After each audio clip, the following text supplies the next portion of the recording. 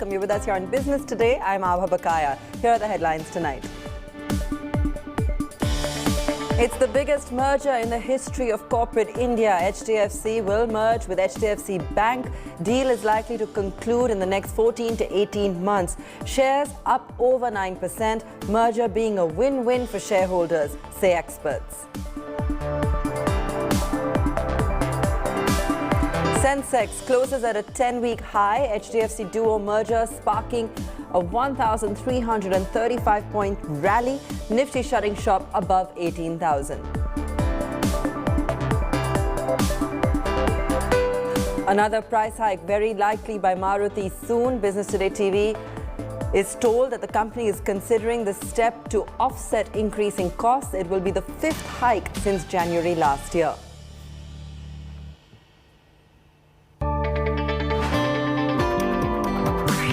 Elon Musk buys a 9.2% stake in Twitter, says will remain a passive investor. Social media giant stock shoots up on the news of the acquisition.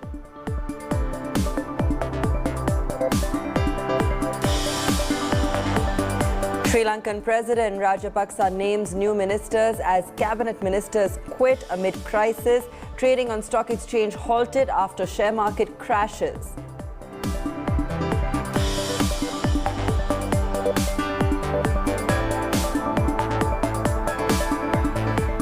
India's largest housing finance company, HDFC, all set to merge with HDFC Bank in an all-stock deal to create a combined entity with a market value of around 12.8 lakh crore rupees. The deal is likely to take 14 to 18 months to conclude. Top management of HDFC and HDFC Bank, as well as industry experts, feel that the mega merger is a win-win for the two organizations, stakeholders, customers, and even the economy. Let's listen in to Deepak Parekh, chairman of HDFC, on this mega merger. In the past, the merger would not have been as value accretive as present. The merger will lead to significant synergies of combined entity and a better return to shareholders. The combined strength of the balance sheet of the combined entity will be the ability to compete on not only on the funding side and the ability to offer the entire range of mortgage products, which is a win-win situation for both institutions. As a bank does not do loan origination, they originate and we distribute, we appraise, and so this will be a new product. It's an addition of a bank activity. After 45 years in housing finance, after providing 9 million homes to Indians, we have to find a home for ourselves. And we have found a home in our own family company, HDFC Bank. Our global business editor, Udayan Mukherjee, joining us now to discuss all that action taking place in the markets. And the big one, of course, is the transformational merger, as it's being called, between HDFC and HDFC Bank. Udayan, that really came in out of nowhere, taking the markets by surprise. But clearly, they're reacting positively to the news. Yes, Abha, the first reaction has been terrific and expectedly so. But the news came out of nowhere, you correctly pointed out, but I think for HDFC Limited, the writing was always on the cards, because for a time, the Reserve Bank of India has been indicating that large NBFCs either scale back on their size or they actually go in for a transformation into a bank. And I think for HDFC, the path forward was always to get into a banking kind of a situation, given the RBI guidelines and the nudging. So it doesn't come as a surprise directionally in that sense. And I think the bigger beneficiary of this merger is probably HDFC Limited, because on two fronts. One, of course, is the fact that the cost of funds for HDFC as an NBFC, as a housing finance company, goes down quite a bit, because HDFC Limited, HDFC Bank has recourse to far cheaper funds. So I think HDFC, the housing company, actually benefits quite a bit because of access to lower cost funds. Also, there was a minor issue of succession at HDFC Limited, because Keki Mistry was almost nearing 70, would be soon. And there was a lot of grapevine talk about who would succeed him or not. And I think now that the merged entity will have Shashi Jagdishan, the HDFC Bank CEO, as its CEO, some of those uncertainties related to succession also vanish. It is less clear what it means for HDFC Bank, because we'll have to see how this merger pans out in terms of management transformation and all transition, and also whether the housing finance book continues to grow as fast as HDFC Bank's original retail and corporate book. So the answer is not that clear-cut for HDFC Bank, but I think it's unequivocally a positive for HDFC Limited. And technically, while the management clarifies that this opens up more headroom, and both these stocks are FII favorites, mind you, and therefore that is an important technical aspect, whether foreign institutional investors can buy more of the merged entity or not.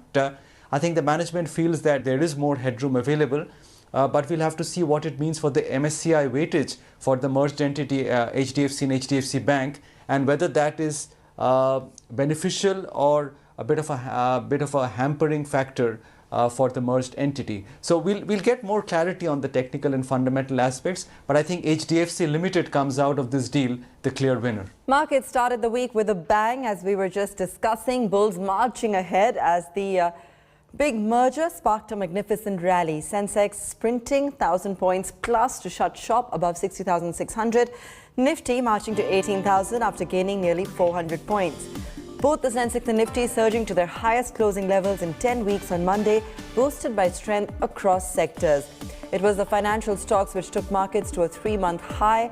Nifty Bank surging 4%, with HDFC Bank as the biggest contributor on the merger boost. All sectoral indices up more than 1%, except for Nifty PSU Bank, Realty and IT. 46 Nifty stocks were in the green: HDFC, HDFC Bank, Adani Ports, HDFC Life, Kotak Bank among some of the top gainers.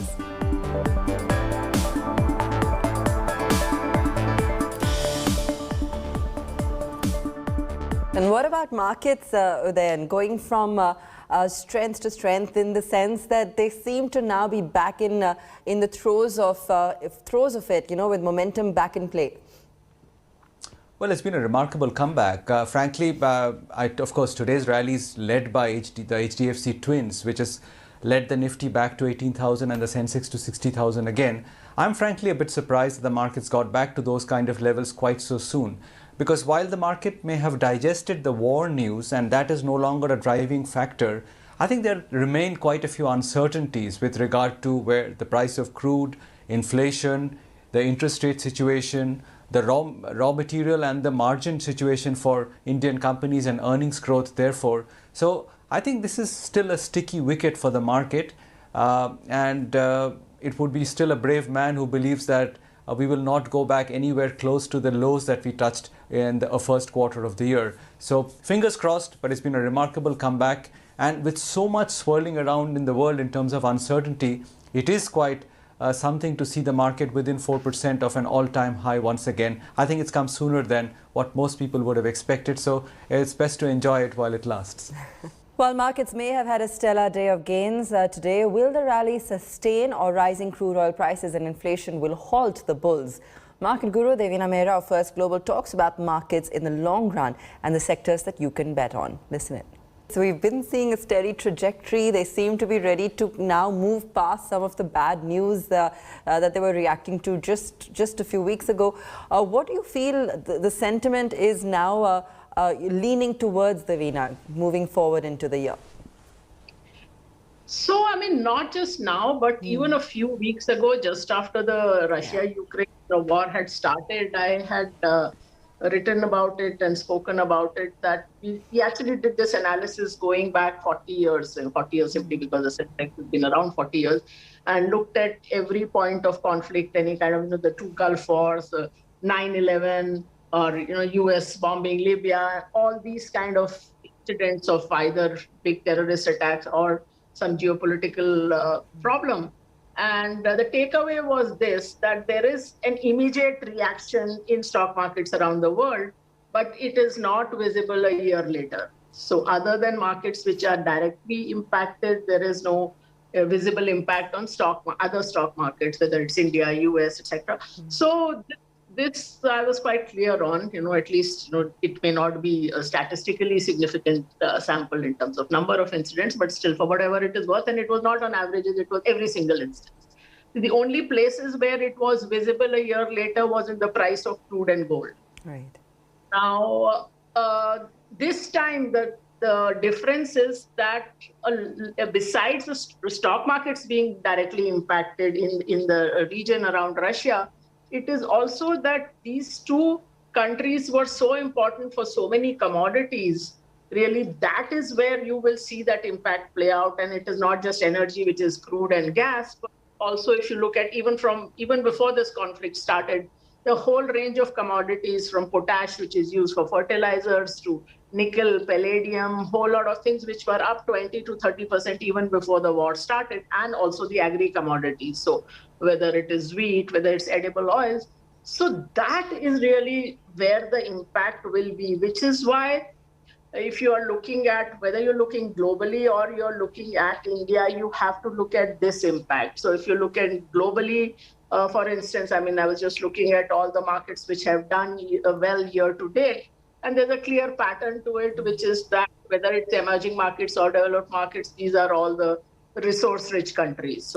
So broadly speaking, Devina, would it be fair to say that maybe the whole consumption basket, whether it's fast-moving consumer goods, the highly expensive ones, or even the discretionary ones, which are high PE stocks, do you think chances of underperformance there because of margin pressures is high this time? They've already been underperforming. In fact, this whole myth, which I spoke about nearly 2 years ago when FMCG was the hot sector, and I said that people think that these are all weather stocks, but that's not what the data says. I mean, people actually don't look at data. The fact is that they've always been in history long periods when they have underperformed. And this time, if you see 2021, which was a bull market, the FMCG index underperformed significantly. And it's underperformed again in the down market of 2022. So it has not outperformed either in an up market or a down market. So there are these myths that get formed around sectors. And this, of course, I mean, talking specifically, if you look at the third quarter results of the FMCG players, the margins showed a compression. Towards the end of the quarter, which is December, they started to raise prices, which showed up in demand going down. And since then, also, they have raised prices, I mean, mainly because they don't have an option, everything from the petrochems to the palm oil, everything has gone up. So you are saying downscaling, people are buying smaller units. So you will see that volume and margin hit because there is no way that they can't, that they can hold back anymore on price increases. So I mean, always look at data and be agile, which is why we say that, don't be a bull, don't be a bear, be a hare, because things change and a hare changes direction. So that is the important thing. So one of the other themes, this year that you can look at is related to the rupee. I mean, I have been saying not since the war, but from November, December last year, that the big risk, macro risk in 2022 in India is on the rupee. So that's the other thing which you can keep in mind, that to look at the companies which are either exporters of products or services or import substitute, or, where the output is a price taker from a dollar price. So those are the other things you can look at. Right. Your point about geopolitical events not impacting the market over a long period is taken, Devina, but having said that, that is not the only risk for the market this year, is it? Because even before the war, inflation, interest rates, and the way the global setup was, it was looking slightly sticky for the market. Do you think the worst is really over, or are the markets now being complacent in bidding prices up to all-time highs again, or close to? No, you're right. I mean, as I said, the macro risk was not in the geopolitical side, which is not to say that there is no macro risk. As I said, for India, the risk likely is in the currency, because we have decided that, I think the RBI is the most sanguine central banker in the world today, saying there's no problem on inflation, there's no problem on growth. We don't need to change anything. We don't need to raise interest rates. So that's we have taken stance that will maintain a loose fiscal and a loose monetary policy. So that the RBI actually now is trying to do two different things. It wants liquidity in the market so that interest rates remain low, but in order to support the rupee, it takes away liquidity from the market. So the two objectives are inherently contradictory. And at some point, my bet is that the currency will give. So as I said, that's a risk. Worldwide, again, inflation for the first time in decades, has become a serious concern for the Western central bankers.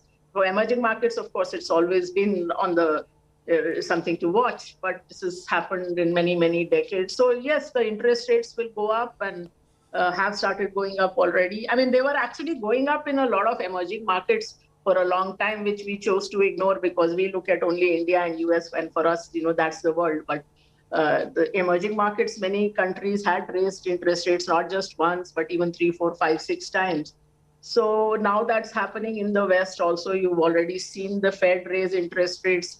German bond yields have gone over 0% after a long time. So that is happening, and that directly does have an impact on the PE of the market, and especially for so-called growth stocks. Growth stocks meaning any stock where the profits and cash flows are far away. As the interest rates go up, the discount rate at which you discount those cash flows go up, and therefore the hit is more on those stocks, which is why you saw that the hit was more on a lot of the very fancy technology stocks. So that part has not gone away. And the thing is that when interest rates go away, both equities and fixed income get hit negatively. So there are very few places to hide. I mean, right now, our bet has been that essentially commodities and related places have been the only places to hide. But then, I mean, you can't put 50% of your fund in commodities either. So it's a tricky market for sure. You can catch the full show on businesstoday.in and our YouTube channel.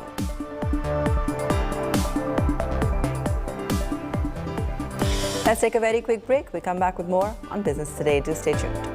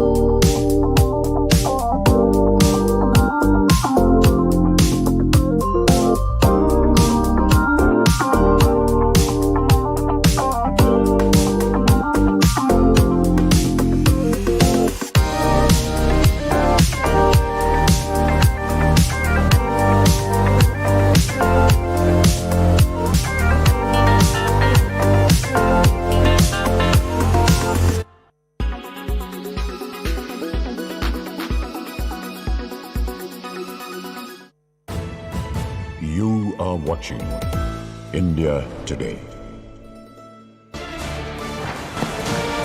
Отойдите, отойдите!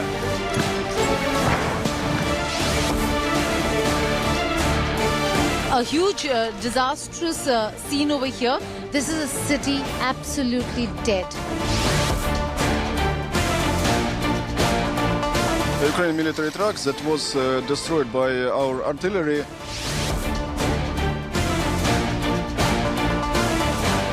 Windows broken, shards of glass everywhere.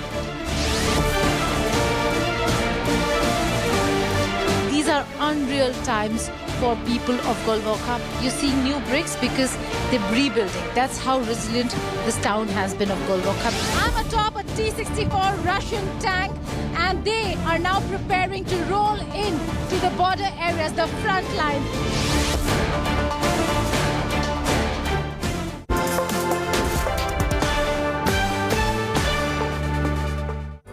Welcome back. You're with us here on Business Today. Tighten your belts for another round of price hikes in the auto sector. In an exclusive interview with Business Today TV's Chetan Bhutani, the country's largest automaker, Maruti Suzuki, has said it is actively considering increasing the prices of its cars to offset rising raw material costs. The company has raised prices 9% since January 21 in 4 installments.